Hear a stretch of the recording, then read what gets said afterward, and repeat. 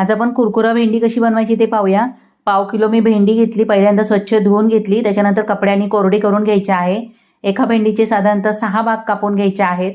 आता याच्यामध्ये 1 चमचा धना पावडर, 1 चमचा जिरा पावडर, 1 चमचा मिरची पावडर, हळद पावडर अर्धा चमचा, मीठ टाकायचं चवीनुसार, अर्धा लिंबू पिळायचा आहे आणि सगळं छानपैकी मिक्स करून घ्यायचं आहे। 2 ते 3 मिनिटं असंच ठेवून द्यायचं आहे, म्हणजे त्याला हलकंसं पाणी सुटेल। हे बघा 2-3 मिनिटानंतर त्याला चांगलं पाणी सुटलंय।